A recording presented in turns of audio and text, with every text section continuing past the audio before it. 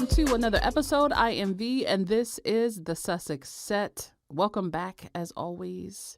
And as always, thank you so much for tuning in and giving just a little bit of your time to the podcast.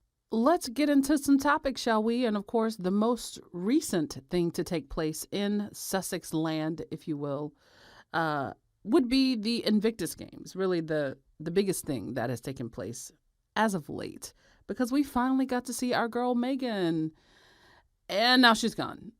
But that's okay. But yes, let's kind of work backwards, and let's get into the Invictus Games, and just knowing how it was delayed because of the pandemic, then pushed back another year, and then finally it was able to happen, and it went off without a hitch in The Hague. So I want to start with that. I'm going to touch on the disaster tour. I know you're like, which one? Certainly the one in Jamaica. I'm not really going to talk about it too much, but just in context of the overall mood we see with just like this dark cloud that's overhanging the royal family, which we love that. We love to see it. And so talking about that in context, as well as just a few other things that are going on. And of course, if there's something else that you want me to talk about or I didn't mention, just let me know, and I'll try to hit on it in future episodes or short form videos. So the Invictus Games, which were founded by Prince Harry in 2014, just had an uber successful showing in The Hague. And because it was delayed last year, because it was supposed to happen last year, really technically, it was supposed to happen in 2020, but Corona said, psych. Then they thought, okay, well, we can just do it in May of 2021. You know what I'm saying? Because this pandemic ain't really nothing. That's not what they said, but I think everybody thought the pandemic would be way shorter than it was. And so things didn't pan out. And so, of course, they pushed it to 2022, which everybody feels like we're coming out of the pandemic. And we are by comparison. And so they were finally able to actually have the Invictus Games in The Hague. And I just have to say The Hague did a wonderful job. The Netherlands, just showing support to the games in general, they did a really great job. And ultimately, I think just having the extra time to plan for these games was to their benefit. So this was actually the first games since 2018. If you remember, Harry and Meghan got married, then they stayed in England for a couple of months before going on their tour. And right before their tour, they announced that they were pregnant. And so they were in Australia, and that's where the last games was. I swear that feels like a lifetime ago. But here we are, about to turn around next year, and Dusseldorf, which is in Germany, is going to have the next Invictus Games. And of course, at the tail end of the Hague Invictus Games, they announced that there will be an upcoming hybrid games in 2025 in Whistler, in Canada, in Vancouver. If you go into that, girl, get your coin, have it ready. So I think a lot of people have already decided that they're going to try to go to that games. I think it's going to be a hybrid winter / regular events game. But, I'm sure there'll be more to come on that.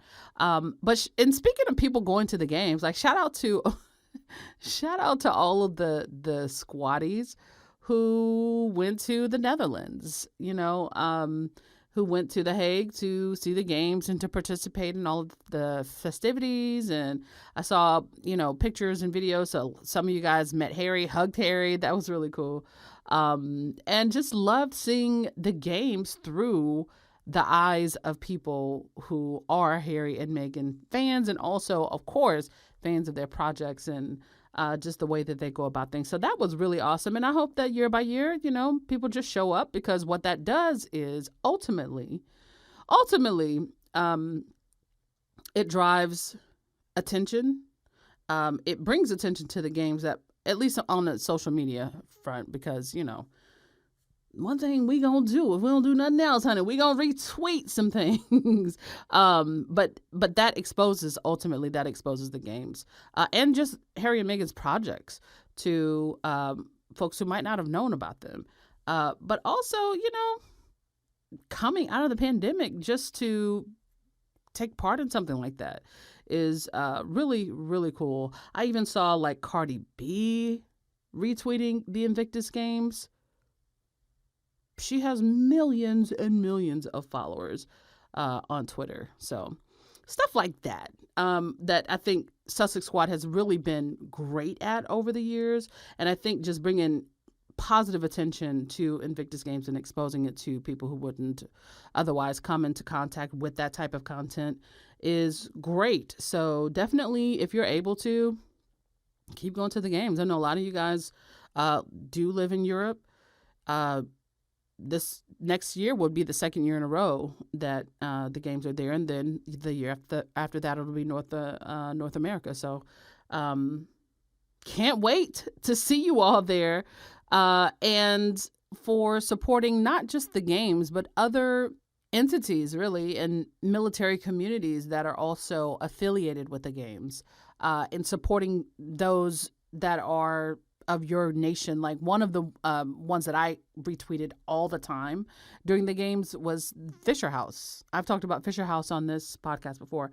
I adore Fisher House just for what they do for military families. So, but that's just me, but there are things in Australia, in England, in Canada, pertaining to supporting vets and other groups like that. So it was really great just to see that type of energy on the timeline throughout the games. And I think that demonstrates just how big the Invictus community is all around the world, and that it's all interconnected. But the Invictus Games is definitely one of the things that, when I think of Harry's, contribution to any community, but certainly military communities, he being a vet himself, that's definitely the thing. If nothing else, like if literally nothing else, the Invictus Games is quite a diamond in his crown. Like that is outside of his children, right? And his family in general, meaning like Meghan and the kids, like nobody else, maybe Princess Diana. But that's what I mean by family. But outside of his family, the Invictus Games will likely be the biggest thing, or the most recognizable thing or contribution that people point to when they look at Harry's legacy. Because it's something that is so incredible, and it has saved lives, as many people have walked up to him and told him, I wouldn't be here if it wasn't for these games. I wouldn't have made it through the pandemic. And listen, the pandemic was hard on anybody, any and everybody. People were and are still isolated, right? For the most part, not as much as they were, let's say, in 2020 in terms of like lockdown situations, but the pandemic was just hard. Like, and there are so many people even just struggling in terms of mental health coming out of the pandemic. So imagine if you had TBI, which is traumatic brain injury. Imagine if, you're an amputee who might not, have the resources available to you, and then the world got shut down. Or imagine, having family issues related to PTSD or what have you. That compounds what, you are probably already dealing with just as a human being going through a pandemic. So a lot of people, veterans, have come up to him and said, I just wouldn't be here. So thank you for these games. And probably every single game, somebody is coming up to him and telling him that, or talking about their journey to said games. And it's quite a contribution. It's quite the contribution. Like, people talk about how they care about their community, whatever community that happens to be. And then there are those who show they care about that community. And I think Harry has shown that outside of his own family, his community is like family. And that's also given back to him. Remember how, there was that gala in New York, Salute to Freedom, I think it was called. He's embraced by military folks all over the world. And so the Invictus Games is just where lots of veterans come together. And so shout out to Harry for bringing this to so many people that needed it. The Invictus Games, he talked about how it's modeled after the Warrior Games, which is very similar to the Invictus Games, but different in a lot of ways, because Harry has definitely made IG his own thing, or its own thing. But there may even be athletes that participate in both. But either way, veterans need a lot of support, and wounded veterans need even more support. So just being in a position to be that support is quite remarkable. So if you say nothing else about Harry and what he's done with his life, you will say he did that. He did that. And this Games was no different. And looking at the global support of the Games, the United States, as an example, sent dignitaries to the Games. Pete Buttigieg was there. Senator Tammy Duckworth was there, who was also a combat veteran, wounded, double amputee. And my personal hero, I fangirl her so hard.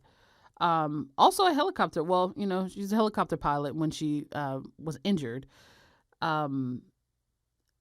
She and Harry have that in common. So, I bet they had really incredible conversation. But that being said, dignitaries were there. I do believe the girlie said that Harry wouldn't get an invite from the king, or Harry and Meghan, the royals couldn't be bothered, the local royals there. He was in the place to be. The king was there, waving his hands and doing jazz fingers, having the time of his life right alongside Harry. So it's like anything that the tabloids say about Harry and Meghan, believe the opposite. If they say the local royals can't be bothered because Harry and Meghan aren't real royals anymore, just assume that the local royals will be bothered, and they will be there because they were there. At least the king was there. But those pictures were really cute. But do you want to know who else was there? The first lady of the Games. You feel me? Her name is Meghan Markle, HRH, Her Royal Highness, the Duchess of Sussex, Meghan. She was there. And boy, let me tell you something.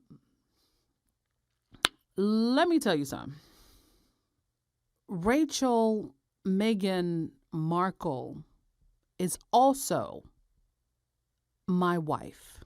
She's my wife, and although she doesn't realize it yet, and the only time I ever see her is on Twitter, we are legally bound in my mind. And so my wife was also at the Invictus Games, looking amazing and being amazing.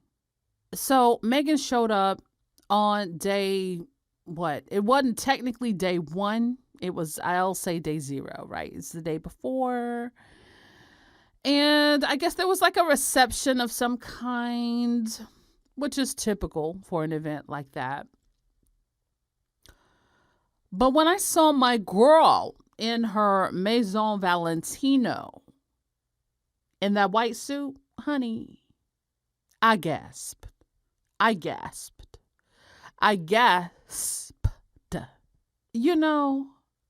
Girl, I was shocked. And I don't know why. Because she always looks stunning. But this was a little bit something extra. Like, it's the coat without the shirt underneath. It's the all whites. It's the bling bling, honey. It's the everything of it all. I would lay down my life for this woman. I'd do it. I'd do it. You know, I'd do it. I'd do it. And it seems like the rest of the Sussex squad, certainly, but the rest of the world had that same sort of reaction. And I love that for the girl. I love it. I love it. I love it for her. I love it for her fans. I love it for her haters. Because mama knows she looked good. She knew she looked good.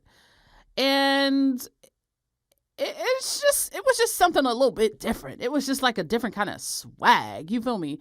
But what I also love is that it was just decided that she was going to show up to this games and give you rich bitch vibes.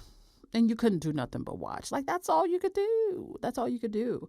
That's all you could do is admire and or hate from afar.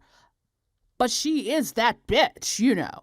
And she made sure that it was obvious. It wasn't like pushy or anything like that, but it was just very, just so elegant, so chic. You know what I mean? So fashion forward, my girl. And I love that she don't give a fuck.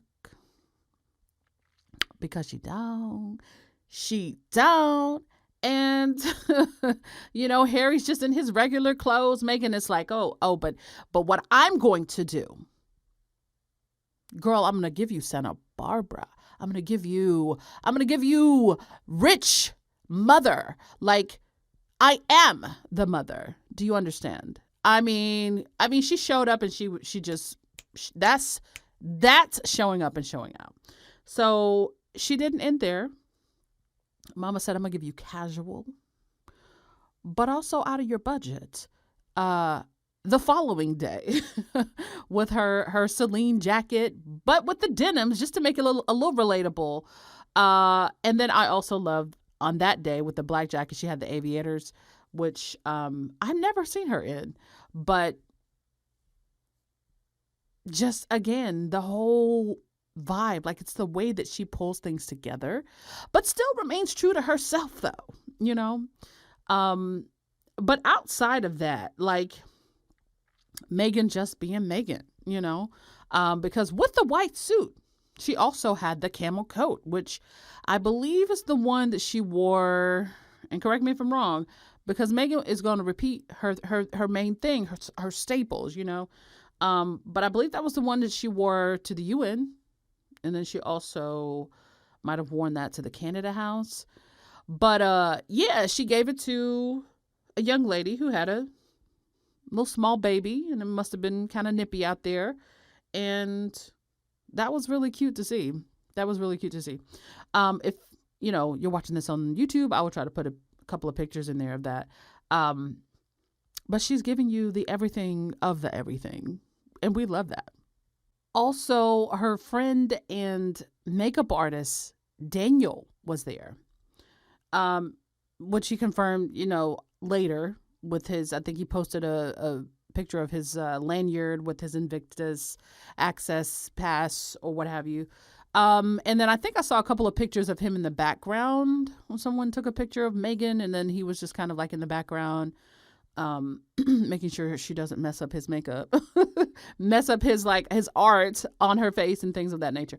But yeah, I love that. I love that she's back surrounded by her people. I love that she's surrounded by good vibes, instead of snakes. You feel me? But and I also love when it comes to her fashion that she is not bogged down. It's so clear. My God, it is so clear. In the interview with Oprah, she talked about how they told her to take herself, like her own style, her own sort of sensibilities, what she would normally do, take it back 50%. Who the fuck does that? But she did it. And girl, you can go ahead and put your foot on the gas again, because we love what we seeing. We do. We loved what her choices were over there by comparison, you know what I'm saying? But we love this. We love this. I just love all of the different things that she would do normally, just now completely unrestrained. I loved the hand jewelry. I can't remember the name of the brand, but that little hand chain that wrapped around her middle finger. I just love everything about what her choices were. During the opening ceremony, the top, it seemed like, was because I saw a side-by-side picture of Diana also wearing that same or similar top. The off the shoulder with the knot in the middle. I don't really know what to call it. And that was after she left Charles. That was after she found freedom, after she was, pretty much about to forge her own path before she so tragically passed away. But in that way, Diana was there at the games, I'm sure wherever she is she's looking down proudly at Harry and the man that he's become and what he's been able to put together for his own life, including finding a partner who will support him completely. And it was just also nice to see that on display. Speaking of the speech, of the opening ceremony specifically is what I'm referring to, where Meghan introduced him.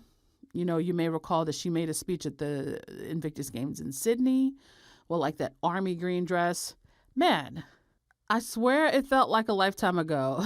I swear to God. And that's probably because in Sydney, they didn't have any kids. They were just newly pregnant.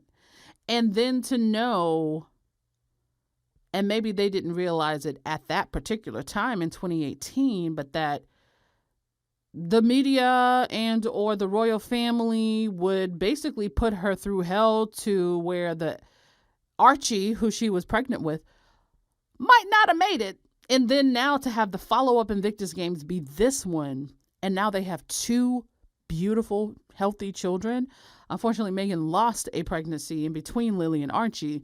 But to sort of have that, even just inside their relationship, just to reflect between that games and this games, no wonder they were emotional. She got a little teary at the end of her speech. He was a little teary at the beginning of his speech.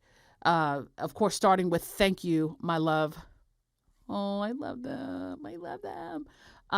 But I swear, those two, you can't tell me nothing about them. And when I tell you that I will defend them like I was getting, like my whole entire life depended on it. Yeah, I would.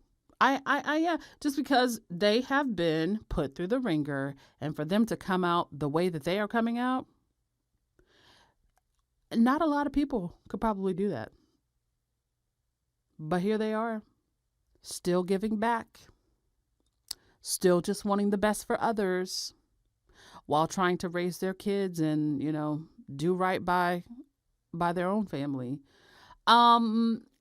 Yeah, you can't tell me nothing about Harry, Meghan.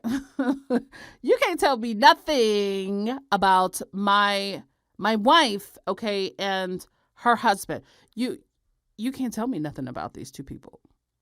But on a serious note, just seeing them at the games, engaging with the athletes and with the spectators, it draws such a contrast to what we all witnessed in Jamaica, since that was probably the most recent thing that you could compare a couple outing. I won't even say outing, but a couple interacting with a community in that regard, because, they are both pretty famous couples. But just seeing the difference in how Harry and Meghan engage, and it wasn't really just because it was the Invictus Games or because it was a military community, which we know Harry and Meghan, both separately and individually, have had really great engagement with, right? But this could have been anybody. This could have been any group of people. Harry and Meghan would have been the same. That's the great thing about having a strong character, right? You don't bend and change who you are depending on what room you're in. You can just be yourself, right? But seeing them interact with people and seeing how people talked about their interactions with them, I guess with news crews or like the little kid journalists who first met up with Harry as he and Meghan were driving out of the games after the Land Rover Challenge, to him giving an interview after the opening ceremony. And just how genuine and warm that was. It's one of their secret weapons, if you will, which is just their authenticity, because they're so great around people because they actually like people. So it's just great that despite everything, despite, the smear campaigns, despite what they went through just personally, that people just did not believe the negative things being said about them, and they still want to engage. They don't act as if somehow they're bad people, which is what certain entities and factions want folks to believe, just random people. There's never going to be boo, tomato, tomato, tomato at Harry and Meghan at any kind of public event. It's just is not going to happen because that's not the sentiment that people direct toward them. That's what the Daily Mail would like you to believe, but that's just not what it is in reality. Now, of course, yes, you want to be secure. Yes, and they want to make sure that they can take their kids to Invictus Games in the future and to England if that's where they choose to be and things like that. But when all things are secure and everything is cool, they're engaging with people and people are engaging with them. And people are not timid. And people are not worried about whether or not there's going to be a genuine interaction or not. Folks are not worried that Harry and Meghan are going to pull away from them. If you know, you know what I'm saying? But people are not worried about that. And no matter where they have been, what kind of galas or charity events or, Invictus Games or whatever, no matter where they go, when there's a camera shoved in someone's face and they're asking them to talk about, hey, how was your tea with Harry? How was your lunch with Harry? How was your interaction? I saw you over there talking to Meghan. What was she like? I've never in my life heard anybody say anything bad about these people. I've heard the same types of things. Oh my God, they were so nice. They were so genuine. And she told me about this or that, or, that's just what it is. And you might think that that would be standard when it comes to a royal couple or someone as high profile as Harry and Meghan. But let me tell you something. If Meghan was nasty, if Harry was nasty, people would not hesitate to let that be known. Let it be known, okay? I just think that they're great people, and I think it shows in events like this. And they're great as individuals, but they are a dynamo together. And just by comparison, especially seeing that it was the Jamaica tour failure and then the Invictus Games right after that, girl, the whole world got to see in real time how you fumbled the bag, how you fumbled that bag. You feel me? But life must go on. Life must go on. Harry and Meghan are on to their next projects. And, the royals are trying to figure out how to keep everything together over there, how to keep people from leaving the Commonwealth. You could have had Harry and Meghan as your secret weapon, but hey, it all worked out for the best. It all worked out for the best. And the Invictus Games makes that clear. So back to the Invictus Games, I would just like to say that if nothing, this last Games demonstrates that the Invictus Games will always be something that military communities and their families tap into. And the spirit of the Invictus Games will always be the thing that draws them in. It's a thing that elevates and unites the participants. So it is my hope and belief that the Invictus Games gets bigger and bigger and is around for a very long time. And I have no doubts that it will be. And speaking of Harry and Meghan doing sporty things together, I just saw a couple of pictures, or at least this weekend, a couple of pictures of Harry and Meghan. Well, first Harry at a polo match with his good friend, Nacho Figueras. And I gotta say, every time I see Nacho, I have to shake my head because that's a good-looking man. It's just a good-looking man. I mean, his wife, Delphina, is also just a beautiful woman. And he is so crazy in love with her. Like, you can look at Nacho's Instagram and like see just how much he adores his wife. But I love Harry and his friendship, relationship, brotherhood, what have you. And it's really nice to see Harry doing the polo thing in Santa Barbara. Now, I don't know if this was the first polo match he's had since he's lived there, but I know it's a polo city. I don't think it was. I think he did like a charity thing maybe like a year ago. But yeah, Harry was riding or, playing polo with his team called Los Padres. I don't know if it's his team or if it's just like a one-time thing, but on Nacho's Instagram, he talked about how thrilled he was that Harry was on the team because he is now a Padre. So cute. But not just thrilled to be riding alongside my friend Harry and the rest of the Los Padres team at the Santa Barbara Polo Club. We've ridden many times over the years, and now that we're both parents, it's special to be able to spend this time together. The name Los Padres was inspired by the proximity of the field to the Los Padres National Forest and also by our connection as fathers. I love that. Yay. So, but outside of that, because that's really cute, but it's also meaningful. You see sort of like the deepening of their friendship and relationship. And I also just love how Nacho is so like not afraid to share that and be public about it. Because actually, if you go through his page, you will see Harry in there, periodically. So Nacho was always repping his friend, honey.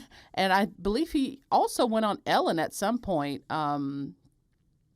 before they were like solidly in America, because Ellen sort of asked him, about his friendship with Harry and just the tabloids and stuff. And so he defended them there, which, we would expect nothing less. But I always love when those pictures come out because it's like, yeah, this is what, brotherhood actually is supposed to look like. And then also they fine doing it. Because they really are. I mean, I don't know what it is, but like, I don't know what it is.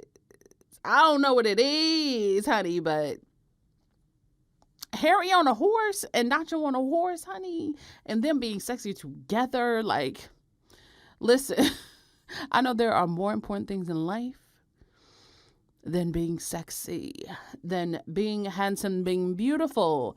There are just more important things, but listen, the girls ain't mad that we get to look at you while you being, Los Padres girls out. No, it's really a lot of really cute pictures to come out of that. And, I got to say, Harry always looks really good in green. And turns out Meghan was there. And what I love about that, because I know whenever they did the charity match or when he did the charity match in Santa Barbara, I really feel like he did. I think it was like for Sentabale, I believe. Somebody correct me if I'm wrong, but I think it was, but I'll have to go back and research that. We didn't get any pictures. We got pictures of Harry, but we didn't get any pictures of Meghan. And she might not have been there because I think she was even pregnant also. But my girl was here this time. You know what I mean? She's living that Santa Barbara life, you know, that rich mom life, you know, that Polo wife life. And not all of the girls can relate. But what I love is that she's there and she's relaxed. She's having fun. The first time I saw Meghan at a polo match that one was definitely for Sentabale, but that was in England. Meghan was there. Nacho was there. Delphina was there. The gang was there. Harry won. You know, they got the victory kiss, and Meghan was in that denim dress with her sunglasses, just looking, just snatched, honey, just great. And then the second time I saw her at a polo match, also in England, and this was the last time I saw her before this one, you might recall she had baby Archie there with her. And boy, the mean girls were clawing at my girl. They were really clawing at my girl.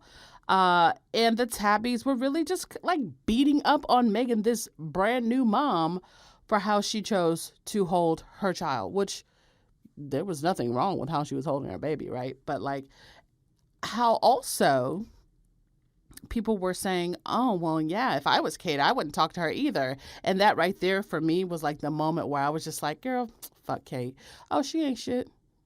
Because she ain't. Because, you know, that right there, like just the images, and not to necessarily make this about her, but like that's when, to me, well, before then, but that was really like in photo form when I saw that she wasn't really there for my girl. Like, if you can't be a supportive mom, and here you are with 3 kids, you can't be a supportive mom and actually like engage so that didn't happen to her, so that she wasn't bullied in the tabloids. But anyway, it was nice to see that she's now able to go to a polo match, support her boo, you know what I mean? And not have to worry about being bullied, not have to be uncomfortable. And just to clap for her man, watch polo and go home. And that be like the end of it. Like there not be a story the next day. Love it for Meghan, love it for Harry, love it for everybody involved. We really do. And I really hope that Delphina and Meghan are like becoming great friends. I do believe that Nacho primarily lives in Argentina because like they have a ranch and like the whole family rides horses. I really recommend you check out his Instagram. It's really just beautiful. Like even just for the aesthetic value, he has a gorgeous family, but the love is like the most beautiful thing. And that clearly comes across. So, but I believe they primarily live in Argentina. Obviously, he's in the States all the time. But girl, your man playing polo with my man, you know what I mean? It makes sense for us to be friends. Girl, let's find what we have in common. And let's just chat every once in a while. I would love that. I love that. Because his wife just seems hella cool. She just seems super fucking cool. Like she's wearing Air Force Ones at this polo match. And a star sweater. I love her and wouldn't mind seeing more of her. So if I ever see just a random girl date between Meghan and Delphina, I'll probably just, scream. I don't know. But switching gears just slightly, I think we are starting to see in real time that alternate royal family happening, right? Harry and Meghan, the other royals who live over here, being in direct contrast with the quote-unquote real royals. It's starting to play out, and I love it. I love it for everyone because Harry and Meghan are living the life they deserve, and the remainders are getting the karma they deserve. Here's what I'll say about the disaster tour, because I'm not gonna really harp on it too much just because it's past, I didn't really want to talk about it at the time just because I mean, try not to devote as much time to these people on this podcast anymore because Harry and Meghan are so far removed from that. But, and from their direct negative energy is what I'm talking about. And I'm talking about the family and the tabloids. But here's what I'll say about the disaster tour. I told y'all it was going to fail. I said it was written. There was no way that they were going to go to Jamaica, just up and go to Jamaica, because everybody saw right through it even before, like the day that it was announced that they were going to be going to the Caribbean. Everybody knew the whole reason it was a trip. And it wasn't for Jamaicans' benefit, right? But when I talk about Harry and Meghan being the other royals, well, they are still highly visible. They didn't just crawl into a hole and never come back out again. That's what people wanted them to do.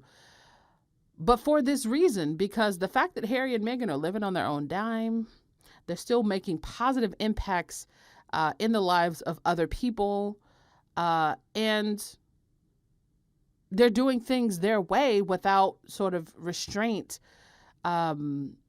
just freely able to be themselves and take part in their communities in the ways that they choose without being a burden on anybody. Well, then you throw in their direct quote unquote counterparts, Will and Kate. And then not only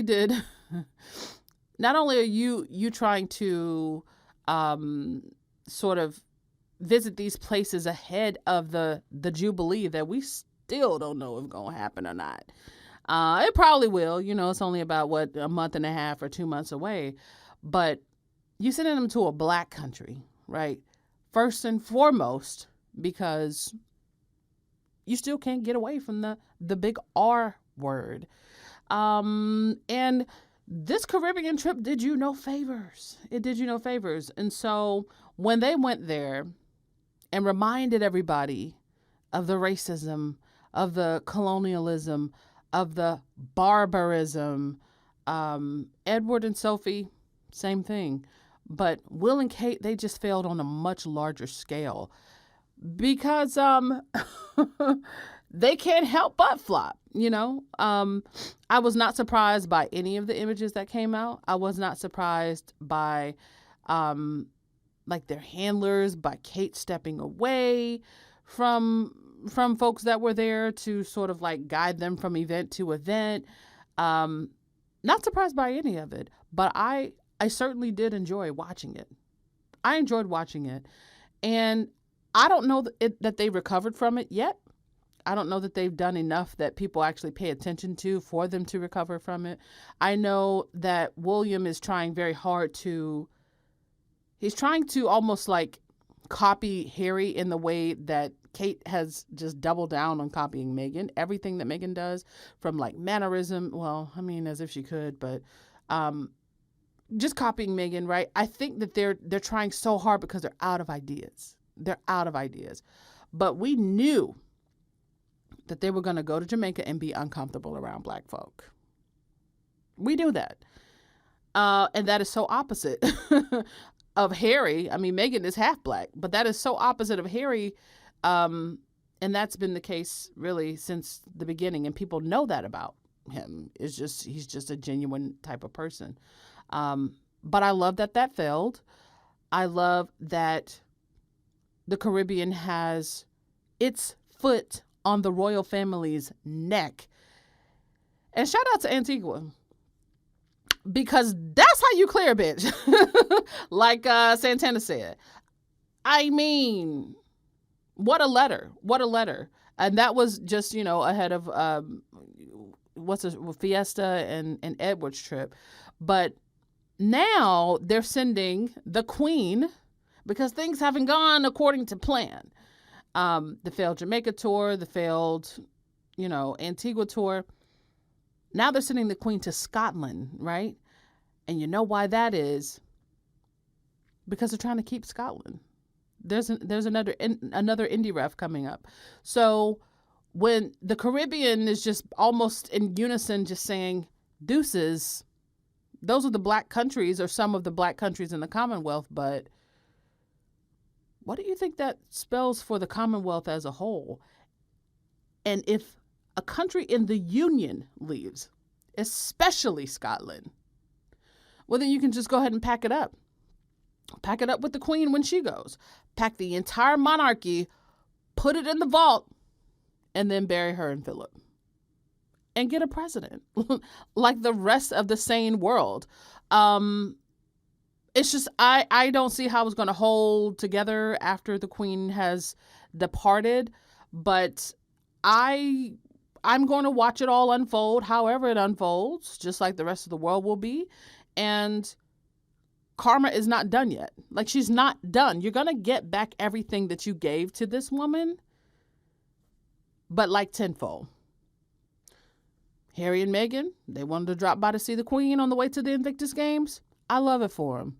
That was their prerogative. That's what they wanted to do. And they got to do it, and people didn't find out about it until it was over. Love it for them. Love it.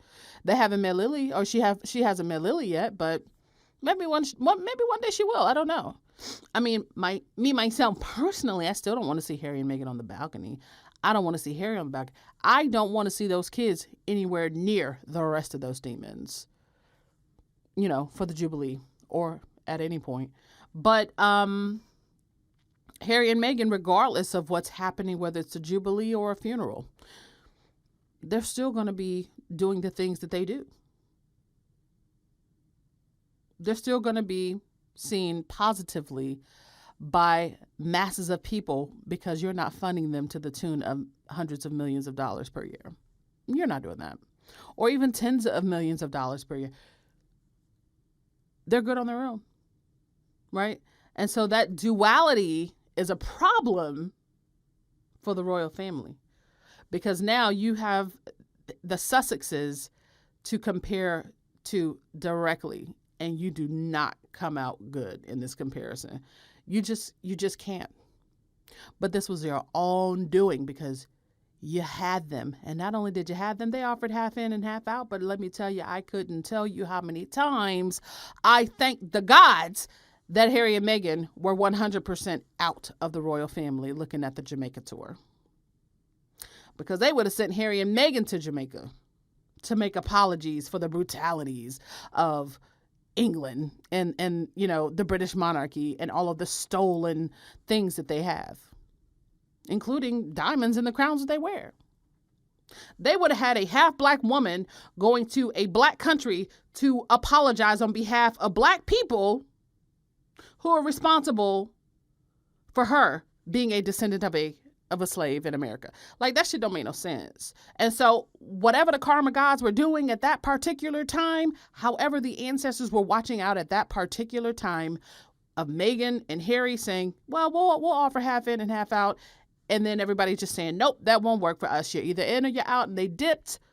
I thanked them no short of like 10 times. God bless. Because I'm so happy Harry and Meghan don't have to deal with that ghetto shit. We don't. I mean, like, we don't go around on apology tours making apologies for people that bully us almost to death. No, we good. And then when Harry spoke to those young people at the that Zoom call, it was Harry and Meghan actually, for the Queen's Commonwealth Trust. I think it was a Zoom with a bunch of young people, and this was around or after the George Floyd Black Lives Matter protests kind of popped off really all over the world at this point. And Harry said, well, at some point there, we have to answer for our colonial past, and all the tabbies had a fit, all the royalists had a fit, all of, I won't say all, but like at least half of England had a fit. It don't sound so crazy now, do it? Because you over here making apologies in Jamaica while the Prime Minister is telling you goodbye. We are indeed removing ourselves from this narrative. Y'all can leave and not come back. We would like it. We would like it that way. Jamaica and all of these other island nations are telling you. And you still ended up not apologizing. So I'm sorry if I said that, but they didn't apologize. But they had that apologetic language that really didn't admit to any kind of, atrocities committed, which they did. Just lip service. That's what it is. And the good folks in the Caribbean are just not having it. And I love that for everybody. I love that for everybody. So the fact that the royal family is in such hot water and they're flailing, they're boiling. I say good for them. Good for them. You earned it. You earned it. And I look forward to whatever karma has up her sleeve next. Because there's always more. There's always more. Every time I see that picture that circulates just every once in a while of Harry and Meghan, at the Commonwealth service, and Fiesta and Edward speaking to William and Kate. Oh, they're just laughing and kiki and hee and Harry looks mad and Meghan is just straight up gangster. Smiling, not cheesing, but smiling, looking forward and saying, basically, to me, it looks like she's saying to herself, I can't wait to get the fuck away from these people. And she just now or recently set foot back on that fucking island. After over 2 years. She couldn't wait to get away from him. And she didn't stay there very long. But that image right there, oh, it's just going to come back to haunt. That image right there, to me, is so charged. And every time something not so nice happens to the royal family, whether it's bad press, whether it's failed tours, my heart smells a little bit. Because that picture makes me so mad. I don't know that there's enough karma, right, that will weigh as heavily as that one moment for me, that one moment, or that whole entire thing, and just the way they treated her and how they didn't give a fuck how it looked on television. But now, right, they're acting like, oh, we are the world. No, bitch. No, we not. You don't even want to touch black children through a fence, honey. Like, what a disaster. But I love it for y'all. I hope y'all keep it up. Keep it up. Keep up the disasters. And maybe one day y'all hoes have to get a job. Looking forward to it. And lastly, but not leastly, we just got word today that the Pearl animated series on Netflix will not go down on Netflix, at least. So Netflix has been going through some things. Her stock price is losing value, and the competition is fierce out here. Because I can only speak for myself, but I started in terms of streaming services, I started with Netflix, as most people did, back when it was like, I want to say like $9.99. Now the girl is charging double. My God. Frankly, okay, the only reason why I haven't canceled it is because Archie got to deal with it. That's real tea right there. However, Netflix, in the tumultuous sort of events that have taken place over the last really quarter, because their stock prices lost quite a bit of value. Of course, haters will tell you that it's just because they're so fucking stupid. Well, I guess you shouldn't have signed Harry and Meghan. That's just not how it works. But there's been a couple of things that I noticed in the last couple of days, or actually a couple of weeks, where, there was this rumor going around that they're going to start charging people for double, like, when you share your password with somebody, like a family member. Well, if you get multiple logins, well, then you're going to have to pay for those people. I don't know how real that is, but anything is possible these days.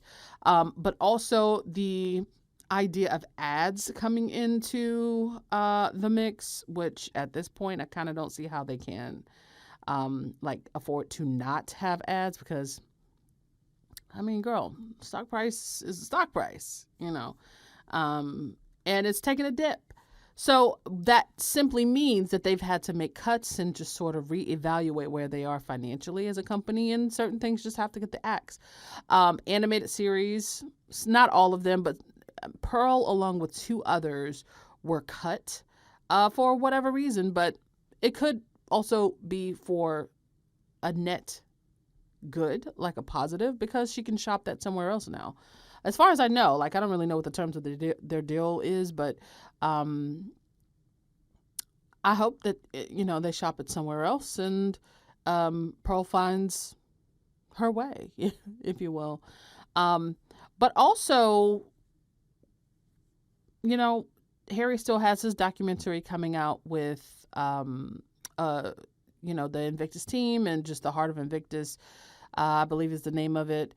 We saw some documentation of that during the Invictus Games, and I hope that it still comes out. We don't have any word about that, but ultimately, that's just kind of how it goes. But what I was saying was I started with Netflix. I didn't have any other platforms, and I'm about to make some serious cuts myself. But now I have HBO Max, because they have excellent programming, and they get a lot of big things really quickly. I have Apple TV, and a lot of these things get you because they add them with like your phone bill. You know what I mean? Or this subscription bundled with this subscription is a discount or whatever. But I have Disney Plus. I have a couple other things that I didn't have before. I have Paramount. I have Peacock. I got Paramount for the interview, the Oprah and Meghan and Harry interview. And I got Peacock because I wanted to watch Bel Air. You know what I mean? But I'm probably gonna cut half of that, but that's basically like cable. And so for the longest time it was just Netflix. So Netflix pretty much had the run of streaming. Truly. Like Netflix is like a trailblazer in that regard. But then of course all of the other girls eventually caught up. And so that's just kind of what a culmination of all of those things, the competition, and then sort of like all of this sort of, to me, nonsensical type programming. It's a lot of like reality stuff. It's just stuff. It's like new stuff comes out on Netflix all the time that most people don't watch. And I don't know if financially that's just eating into their overall budget, because animated series also cost a lot of money to make. So I'm pretty sure it's a lot of things, but they're definitely having to go back to the drawing board and decide how to kind of level things out for the long term for the company. And so Pearl just got caught in the mix of it, it seems like. So I hope they can shop it around in other places, but certainly I look forward to whatever programming that ultimately we do get to see from them, from Archwell Productions. And don't forget also that Meghan's podcast Archetypes is it's coming up very soon with Spotify. So we've already heard the trailer for that. So listen, ultimately, it happens. And it's really how you adapt and move forward. It's not the first time the original plan didn't work out, and it won't be the last time. But the show goes on. So hopefully we'll get to see Pearl somewhere else, because I was actually really looking forward to it. And Netflix girl, Reed Hastings girl, get your shit together. Get it together, honey. Get it together. Get it together. Okay, that's all you got to do. Okay. But with that being said, that is pretty much all I have for today. Thank you as always for tuning in. Find me on Instagram at Sussex Set. Find me on Twitter at Meghan Mood, on TikTok at Sussex Mood. You can find me on Patreon. And of course, you can find me on YouTube if you want to catch the video form of the podcast. I look forward to seeing what the Sussexes do next and talking to you guys about it. So love you guys. Take care of yourselves. And until next time, peace. I'm a bad bitch. You can't kill me.